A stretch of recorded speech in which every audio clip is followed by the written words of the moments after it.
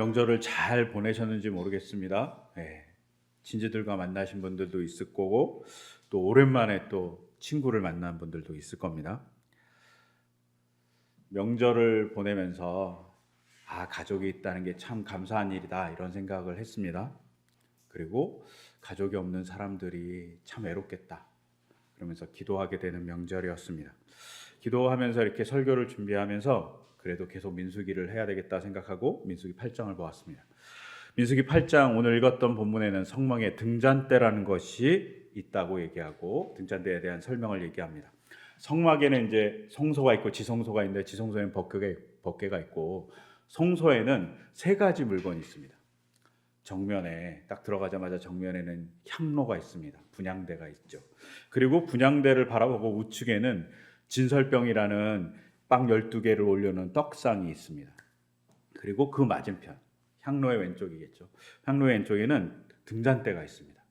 그리고 이 등잔대는 7개의 이렇게 가지로 만들어져 있어요. 그래서 사실은 줄기가 이렇게 있고 양쪽에 3개씩 가지가 이렇게 나갔고 등대가 있는 거죠. 이게 촛대 같은 거, 우리가 일명 촛대라고 볼 수 있는 것이 있습니다. 근데 촛대는 아니고 초로 불을 켜진 않고 이때는 뭐로 켰냐면 올리브유로 불을 켰어요. 올리브유가 좋은 거는 집에 한번 불나면 안 되겠지만 한번 실험해 보시면 좋으실 것 같은데 불나면 안 돼요. 이렇게 심지를 하면 조그만 우리가 보통 이렇게 박물관에 가면 조그만 등잔이 있거든요. 그거 피우면 한 2시간 정도 탄다고 들었던 것 같아요. 근데 그름이 거의 나지 않는데요. 그래서 아주 좋은 연료였던 거죠. 이걸로 7개의 등잔을 만들어서 불을 밝혔습니다. 혹시 기억하실지 모르겠지만 4개월 전에 제가 이 등잔대에 대한 설교를 했어요. 기억하실지 모르겠지만 이 등잔대에 대한 얘기를 하면서 뭐라고 했냐면 7개의 이 가지는 천체를 상징한다고. 어떤 걸 상징하냐면 태양, 달, 수성, 금성, 화성, 목성, 토성을 상징한다고 얘기 드렸어요. 그 7개의 천체는 우주를 만드신 하나님에 대한 고백을 담고 있습니다. 그리고 이 다 빛이잖아요. 밤에 빛나는 빛, 낮에 빛나는 태양 다 빛이니까 하나님이 항상 너를 보고 있어라고 얘기하는 것을 상징해 주기도 합니다. 그래서 그 당시에 제가 이렇게 얘기했던 것 같아요. 하나님께서 졸지도 않으시고 주무시지도 않으시고 살펴보신다. 이것을 상징해 주는 것이 바로 성막에 있는 등잔대이다라고 얘기했습니다. 근데 이 등잔대는 졸지도 않고 주무시지도 않으면서 인간을 살펴주는 하나님을 얘기하지만 더불어서 우주를 창조하신 하나님도 얘기하고 있는 겁니다. 왜냐하면 우주에 있는 태양부터 시작해서 달, 수성, 금성, 화성, 목성 그리고 토성을 얘기하기 때문이죠. 근데 우주를 한번 생각해 보세요. 우주는 정말 낭비적인 공간이 아닐까요? 우주 엄청 크잖아요. 그런데 생명체가 별로 없어요. 아직까지 생명체를 발견했다는 이야기가 존재하지 않습니다. 여기서 생명체는 우리 같은 지적인 생명체를 의미하지 않아요. 정말 움직이거나 조그만 생명체도 아직은 발견되지 않았습니다. 그 정도로 우주는 낭비적이죠.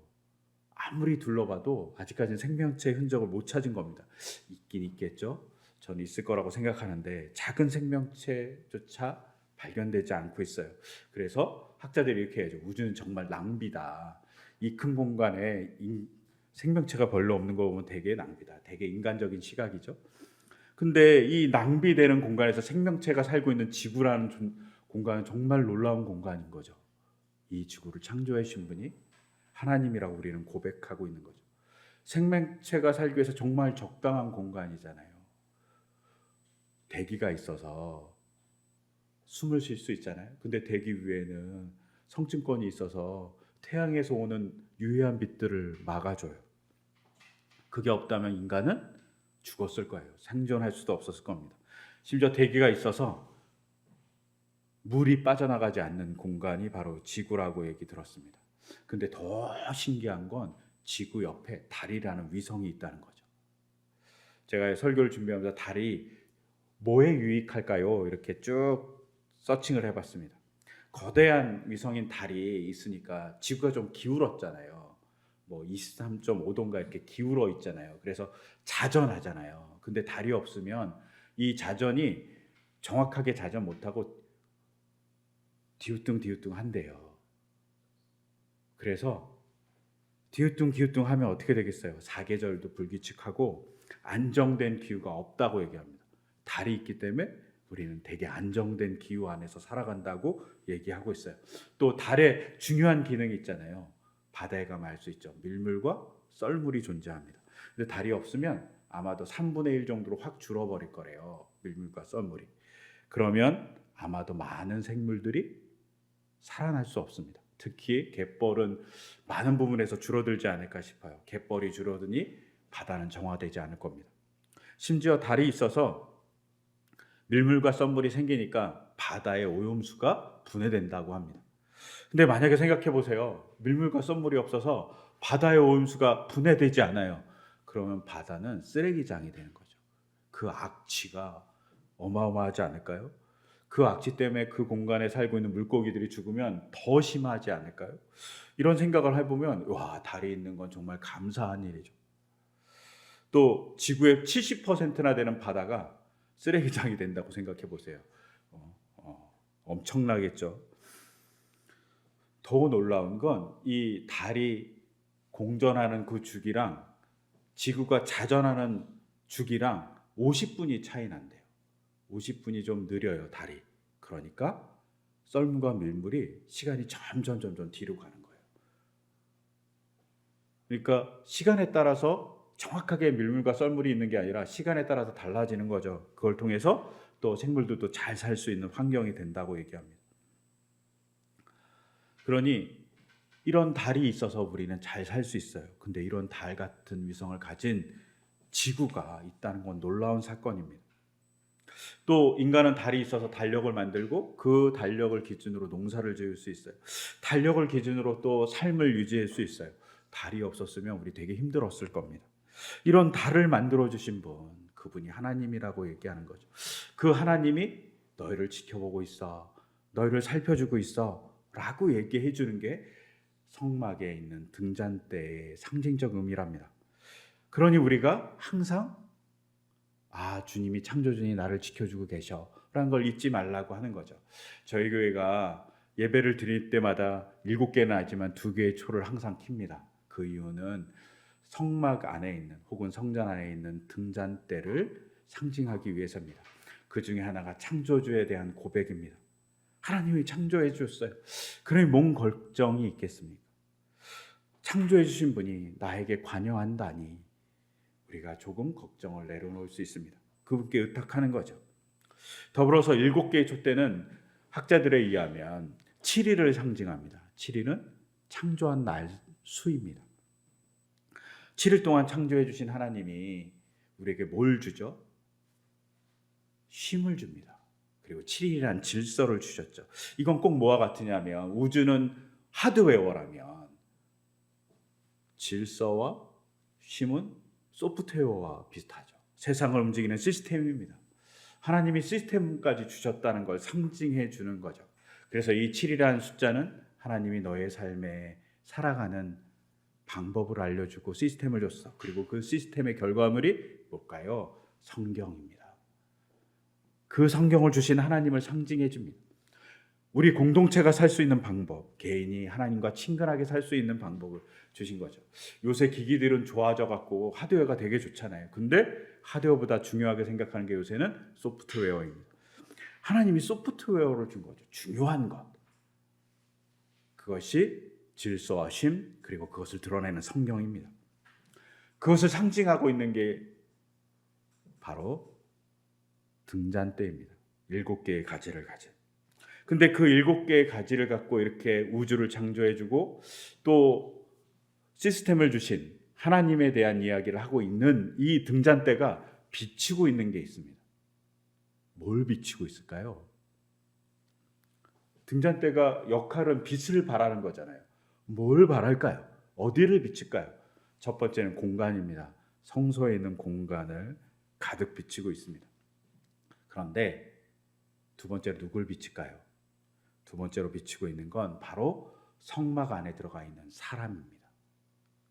사람을 비치고 있어요. 세 번째로 비치고 있는 건 맞은편에 놓으라고 얘기했는데 맞은편에 뭐가 있냐면 떡상이 있습니다. 떡상을 적나라하게 앞에서 비치고 있는 것이 바로 등잔대입니다. 등잔대가 세 가지를 이렇게 비추고 있어요. 그래서 첫 번째 얘기했던 공간은 우주를 만들어 주신 하나님, 시스템을 만들어 주신 하나님에 대한 상징을 갖고 있고 그것에 대한 고백을 갖고 있다면, 사람을 비춰주는 하나님은 무슨 의미를 갖고 있는지 우리가 살펴볼 필요가 있습니다. 이게 중요합니다. 스가랴서 4장 2절과 10절을 제가 읽어드리면 이렇게 기록되어 있어요. 그가 나에게 무엇을 보느냐고 묻기에 내가 대답하였다. 순금으로 만든 등잔대를 봅니다. 등잔대 꼭대기에는 기름을 담는 그릇이 있고 그 그릇 가장자리에는 7대롱에 연결된 등잔 7개가 놓여 있습니다. 시작은 미약하다고 비웃는 자가 누구냐? 스룹바벨이 돌로 된 측량추를 손에 잡으면 사람들은 그것을 보고 기뻐할 것이다. 이 7눈은 온 세상을 살피는 나 주의 눈이다. 이 말씀 스가랴서 4장 2절과 10절의 말씀을 보면 7개의 등잔대가 있고 그 7개의 등잔대를 등잔을 뭐라고 얘기하냐면 세상을 살피는 하나님의 눈이라고 얘기합니다. 그리고 그 눈이 누구를 보고 있어요? 스가랴서에 의하면 스룹바벨을 보고 있습니다. 즉 등잔대는 사람을 비치는 도구입니다. 그리고 사람을 살펴주는 거죠. 어떤 사람을 살피냐? 하나님의 일을 하는 사람들을 살핀다고 얘기하고 있습니다. 스룹바벨이 누군지는 이제 대충 아시지만 설명드리면 이렇습니다. 이스라엘 백성이 주전 586년 혹은 7년에 바벨론에서 망하고 다 포로로 끌려갑니다. 그리고 주전 539년, 한 50년 지난 다음에 포로에서 해방돼서 이스라엘 땅 예루살렘으로 돌아오게 됩니다. 그 돌아올 때 모세와 같이 이스라엘 백성을 이끌고 온 사람이 스룹바벨입니다. 근데 이 사람이 와서 한 일이 있어요. 모세와 아주 비슷한데 모세는 성막을 세웠잖아요. 근데 이 사람은 뭘 세우냐면 성전을 세웁니다. 근데 이 사람이 성전을 막 세우려고 하니까 방해가 일어납니다. 아니면 야유가 일어나고 비난이 일어납니다. 대충 이런 비난이 일어났을 겁니다. 어떤 사람들은 예루살렘으로 다시 돌아왔어요. 바벨론에서. 그러면서 바벨론의 신들을 받겠죠. 그리고 성전을 받습니다. 바벨론에 있는 신전들을. 너무 화려하잖아요. 그리고 바벨론의 신의 위용도 봤어요. 그러면서 자기가 이제 하나님을 믿지 않고 바벨론의 신을 믿는 사람들이 존재했고 그들은 이렇게 얘기하는 거죠. 패전한 하나님. 옛날의 전쟁은 신과 신의 전쟁이라고 생각했어요. 그리고 바벨론의 신 마르둑과 이스라엘 신 하나님이 싸워서 졌기 때문에 이스라엘이 패망했다고 생각하는 거예요. 그러니까 패전의 하나님, 패전의 신 하나님을 위해서 성전을 짓는 건 정말 어리석은 일이다. 정말 어리석은 일이다. 이렇게 얘기한 거죠. 원색적인 야유를 한 사람들이 존재합니다. 또 어떤 사람들이 존재하냐면 성전을 짓고 네가 독립하려고 하지. 바벨론에 저항하려고 하지. 이렇게 얘기하는 사람들도 존재했다는 거죠. 특히 누가 그랬을까요? 이스라엘 사람들이 바벨론으로 끌려간 다음에 거기가 공터가 아니라 거기에는 다른 사람들이 살고 있었습니다. 우리가 일명 사마리아인이라고 부르는 사람들이 살기 시작했어요. 그리고 그 사람과 비슷한 사람들이 살았는데 그들이 이제 50년 동안 잘 정착하고 있었잖아요. 그런데 예루살렘에 갑자기 황폐화된 예루살렘을 재건하겠다고 스룹바벨과 유대인들이 온 거죠. 굴러온 돌이 박힌 돌을 뺀다고 그들이 굴러온 것 같은 거죠. 미웃겠잖아요. 그러니까 막 바벨론의 왕에게 편지를 보내요. 이들이 성전을 지어갖고 당신에게 저항하려고 합니다. 이런 편지도 보내요. 그러면서 방해를 하는 거죠. 성전을 지을 수 없게 막 만듭니다. 또 어떤 사람들은 이런 야유를 할 수도 있어요. 먹기 살기 바쁜데 황폐화된 예루살렘에서 나 살기 너무 힘든데 성전을 왜 짓냐고. 바빠 죽겠는데. 우리는 먹고 사는 것도 힘든데. 이런 백성의 원성도 존재했습니다. 그것이 잘 나오고 있는 것이 학개서라는 예언서입니다. 그리고 에스라서에 보면 이렇게 스룹바벨이 성전을 짓고 있는데 성전 털을 이렇게 놓았어요. 기초만 놓은 거예요. 사람들이 기초를 놓자마자 막 박수치고 좋아하면서 노래했던 사람들도 있는데 그렇지 않고 반대로 비통해하면서 통곡한 사람들이 존재합니다. 에스라서 3장 10절에서 10절에서 12절을 쭉 보면 어떤 사람들이 통곡을 하는데 어떤 사람들이 통곡을 하냐면 제가 12절을 읽으면 이렇게 기록되어 있어요. 그러나 첫 선전을 본 나이 많은 제사장들과 레위 사람들과 가문의 우두머리들은 성전 기초가 놓인 것을 보고 크게 통곡하였다. 많은 사람들이 기뻐했는데 그러나 누가 통곡했냐? 첫 성전, 솔로몬의 성전을 본 사람들입니다. 너무나도 화려하고 너무나도 큰 성전을 본 사람들은 스룹바벨의 성전을 놓는 게 너무 초라해 보이는 거죠. 그러니까 너무 초라해. 이거 갖고 뭐 하겠어? 라는 마음으로 통곡한 겁니다. 막 방해한 거죠. 뭐 그럴 필요가 있겠어? 라고 얘기하는 겁니다. 그럼에도 불구하고 스룹바벨은 성전을 재건합니다.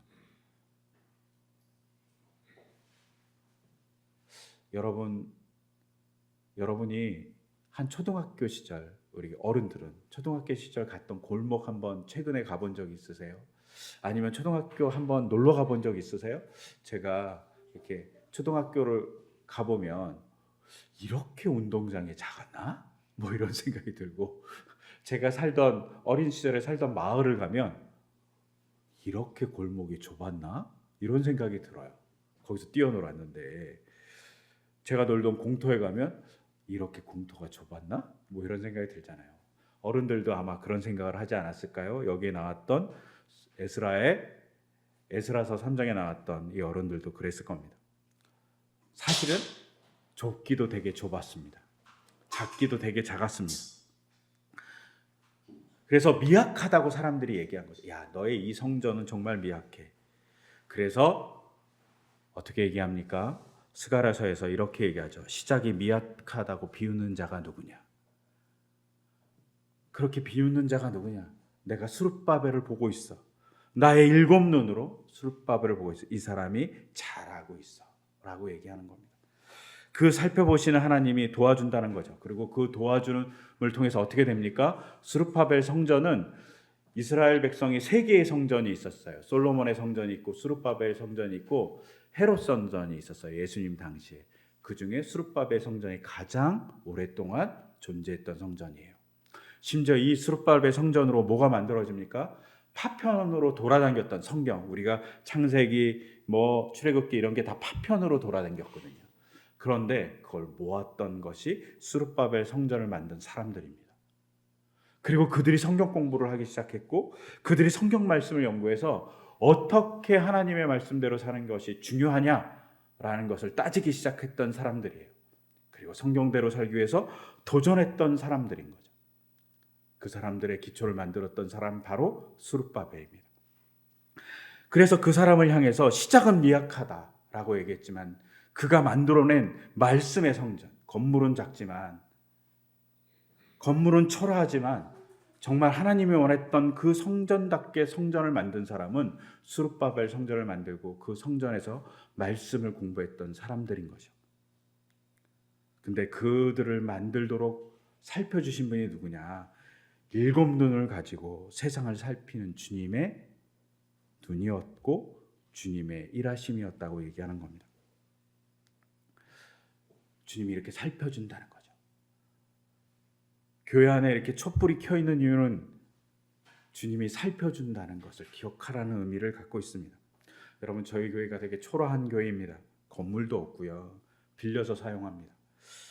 아이들이 이렇게 돌아다니면 저는 가끔마다 겁이 날 때가 있어요. 이렇게 부닥쳐서 다치면 어떡하지? 근데 이렇게 크게 다친 적이 없어서 개인적으로 너무 감사하고 있어요. 불안해요. 매주마다. 또 사실은 우리 공간이 아니기 때문에 우리 성도님이 쓰는 것도 불편할 때가 있습니다. 뜨거운 물도 잘 안 나와서 설거지도 제대로 할 수 없기도 하죠. 이렇게 뜨거운 물 나오게 할 수 있지만 빌려 쓰는 공간이기 때문에 마음대로 하지도 못해요. 그게 우리의 마음입니다.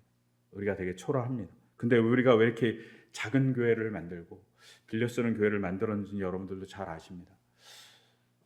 빌려 쓰면서 그 공간에 들어가는 것을 하나님의 일을 위해서 쓰겠다라는 다짐이기 때문에 우리가 이렇게 빌려 쓰면서 불편함을 감내합니다. 저는 이 불편함을 감내하는 것이 작은 시작이라고 생각해요. 되게 미약하고 별 볼일 없을 수 있습니다. 그런데 우리가 하나님의 사람답게 살려고 노력하면 우리가 성전이 될 거라고 생각합니다. 스룹바벨 성전은 작았지만 그 스룹바벨 성전에서 말씀을 공부한 사람들이 뭐라고 생각하냐면, 우리가 말씀의 성전이구나. 성전만 성전이 아니라 우리의 말씀을 공부한 모습과 실천한 것이 성전이구나 생각하며 살아갔습니다. 그래서 유대교가 생겼습니다. 사람들이 성전이 된 겁니다. 우리가 성전이 되면 놀라운 역사를 이룰 겁니다. 그때 준비하시는 하나님이 일하신다고 얘기하죠. 우리가 준비하는 하나님에 대한 말씀이 있잖아요. 가장 유명한 말 중에 하나, 그리고 사람들의 이름에도 많이 나오는 것, 이레라는 단어입니다. 준비하신 하나님, 여호와 이레. 여호와 이레라는 게 우리가 잘 아는 대로 창세기 22장에서 하나님께서 아브라함에게 너의 아들 이삭을 나한테 바쳐.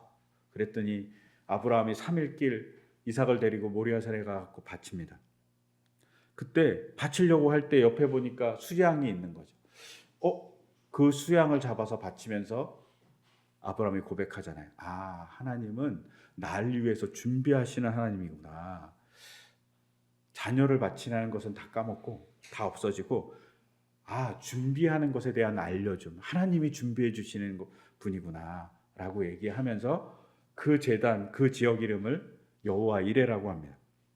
근데 여호와 이레라고 했을 때 하나님이 어떻게 했을까요? 여호와 이레라고 하나님이 정한 게 아니라 아브라함이 정했을 때 하나님이 아브라함에게 천사를 보내서 다음과 같이 말씀하십니다. 주님의 말씀이다. 내가 친히 맹세한다. 내가 이렇게 너의 외아들까지 아끼지 않았으니 라고 얘기합니다. 하나님이 보고 있다는 거예요. 하나님이 보고 있어요. 너의 삶을 보고 있어. 그래서 내가 준비해 주는 거야 라고 얘기하는 겁니다. 한번 생각해 보세요. 준비해 주신 하나님이 이미 존재하고 있어요. 수양을 준비해 주고 있어요. 그런데 그 준비하는 하나님을 만나기 위해서는 말씀을 따르는 삶이 필요한 거죠. 아브라함은 말씀을 따르는 삶을 살아서 준비하는 하나님을 만난 거죠. 그래서 오늘 우리가 읽었던 누가복음 8장에 보면 이렇게 되어 있어요. 다시 읽어드리면 아무도 등불을 켜서 그릇으로 덮거나 침대 아래 놓지 않고 등경 위에다 올려놓아서 들어오는 사람들이 그 빛을 보게 한다. 숨겨둔 것은 드러나고 감추어둔 것은 알려져서 환히 나타나기 마련이다. 빛이 들어온 사람을 보게 한대요. 반대로 빛은 들어온 사람을 보고 있어요. 하나님이 이렇게 보고 있는 거죠. 비춰줍니다. 그리고 그 하나님이 준비해 준 하나님으로 존재한다는 걸 더 증명해 주는 건 뭡니까? 세 번째로 등잔대가 비치고 있는 겁니다. 그건 떡상입니다. 우린 쌀을 먹고 살지만 그 사람들은 밀가루로 된 빵을 먹고 살잖아요. 땅을 비치고 있어요. 정면에서 적나라하게. 왜요? 먹고 사는 것을 준비해 주는 분이 하나님이라고 얘기해 주고 있습니다. 근데 생각해 보세요. 우리의 먹고 삶이 우리의 능력으로 될까요? 그렇지 않은 것 같습니다. 먹고 사는 것 다 하나님의 능력과 하나님에서 채워주는 것으로 됩니다. 가끔 우리가 걱정해요. 올해는 왜 이러지? 올해는 뭐 이렇게 일이 안 되지? 연초에 걱정하다가 중간에 보면 놀라운 일들이 일어날 때가 있습니다. 나의 의도하지 않게 채워주는 일들도 만나게 됩니다. 그 채워주는 길에 하나님이 있습니다. 가끔은 어두울 수 있어요. 채워지지 않을 때도 있어요. 그래서 등잔대가 어두운 공간에 있는 겁니다. 어두운 공간에 존재할 수 있어요. 어두운 공간이 막막하고 우리가 해결할 수 없는 것 같은 공간이잖아요. 근데 그 공간에 있을 때 두려워하지 말라고, 등잔대의 빛이 비춰진다고. 그래서 그 준비하신 하나님을 향해서 아뢰고 우리의 걱정을 얘기하고 우리의 아픔을 얘기하고 우리의 즐거움을 얘기하면 그 공간에서 하나님이 만나고 준비하시는 것을 보여주겠다라고 얘기하는 것이 등잔대가 존재하는 이유입니다. 더불어서 이렇게 은혜스러운 등잔대가 존재하지만 더불어서 생각할 건 등잔대는 지켜보는 눈입니다. 우리가 어떻게 살고 있는지 뚫어지게 보고 있다는 거죠. 아브라함이 말씀을 지키는지 안 지키는지 뚫어지게 보고 있다는 겁니다. 그 두려움 또한 가지라고 얘기하고 있는 것이 등잔대입니다. 그래서 오늘 읽었던 누가복음 말씀에도 숨겨진 것을 드러나게 하는 것이 빛이라고 얘기합니다. 하나님의 빛은 우리를 적나라하게 드러나게 해주는 빛입니다. 그래서 에베소서에 이렇게 얘기하죠. 빛의 자녀답게 살라고. 우리를 적나라하게 드러나기 때문입니다. 더불어서 뭐라고 얘기합니까? 너희가 빛이라고 얘기합니다. 하나님의 꿈은 뭐냐면, 하나님께서 우리에게 보여주고 싶어하는 건 뭐냐면, 그리고 우리가 되게 하고 싶은 게 뭐냐면 등잔대 같은 빛입니다. 하나님의 창조하심을 보여주는 자로서 살아가고 하나님의 먹여주심을 보여주는 자로 살아가게 하시고 하나님이 감찰하고 있는 하나님의 모습을 드러내는 자로서 살아가라고. 더불어서 에베소서는 이렇게 얘기하죠. 우리가 하나님의 빛으로서 뭘 해야 됩니까? 빛의 열매로서 선과 의와 진실을 행하는 자가 되게 하라고 얘기합니다. 그리고 그것을 통해서 세상이 선하지 않고 혹은 세상이 의롭지 않고 진실하지 않은 것을 드러내게 하는 자로서, 심지어 오늘 본문은 폭로하는 자로서 존재하라고 얘기하죠. 빛은 폭로하는 자이기도 하다는 것을 잊지 말아야 합니다. 예수님이 이 땅에 오셔서 빛으로 오셨잖아요. 근데 그 빛으로 오신 예수님이 폭로하는 자였죠. 우리의 상황이 어떤지, 인간의 본질이 어떤지, 인간의 폭력성이 어떤지. 근데 그것만 폭로합니까? 예수님의 그 빛은 인간이 사랑하는 존재고, 인간이 사랑을 위해서 자기 목숨을 내놓을 수 있는 존재라는 것을 보여주기도 합니다. 진실, 사랑을 폭로하기도 하고 은혜를 폭로하기도 하고 또 악한 것을 폭로하기도 하는 것이 바로 사도들의 일이었고, 사도들이 빛의 일을 감당한 거죠. 그 일을 우리에게도 하라고 얘기합니다. 여러분, 성막의 등잔대는 창조를 얘기하고 창조의 질서를 주신 시스템을 얘기하고 우리를 지켜보시면서 살펴주시고 채워주시는 분을 얘기합니다. 또한 우리의 삶을 감찰하시는 분이라고도 얘기합니다. 근데 그 역할을 우리에게도 하라고 얘기하고, 그 역할을 하기 위해서 예수님은 우리에게 뭘 해주냐? 자기의 살과 자기의 피를 우리에게 주시기도 합니다. 그리고 그 주시기 위해서 우리에게 성만찬을 선물해 주셨습니다. 여러분, 우리가 등잔대의 하나님을 보면서 창조의 하나님을 기억하며 흔들리지 않기를 소망합니다. 그리고 넘어질 때 창조의 하나님 도와주십시오라고 기도하기를 소망해요. 그러면서 곁길로 빠지지 않으며 하나님을 향해서 나가는 우리의 삶이길 소망합니다. 그리고 그것을 보여주는 하나님의 등잔대로서의 역할을 우리가 하기도 했으면 좋겠습니다. 그걸 하기 위해서 우리에게 주님께서 자신의 몸과 자신의 피를 주셨다는 걸 기억하면서 이 시간 같이 성찬에 참여하고자 합니다. 이 시간 성찬에 참여하고자 우리가 잠시 같이 기도하겠습니다. 제가 기도하겠습니다. 하나님, 주님은 우리에게 자신의 몸과 살을 주시며 우리가 하나님의 빛의 자녀로서 살아가기를 소망하십니다. 등잔대가 세워진 그 상징의 의미답게 우리가 세상에 하나님의 창조를 고백하고 하나님의 역사를 고백하고 살펴주시고 채워주심을 고백하는 자가 될 수 있도록 주님, 우리의 세포 하나에 와 주시옵소서. 주님의 은혜로 채워주시고 주님의 사랑으로 우리의 삶을 채워주시기를 소망하며 이 모든 것 주 예수 그리스도의 이름으로 기도드립니다. 아멘.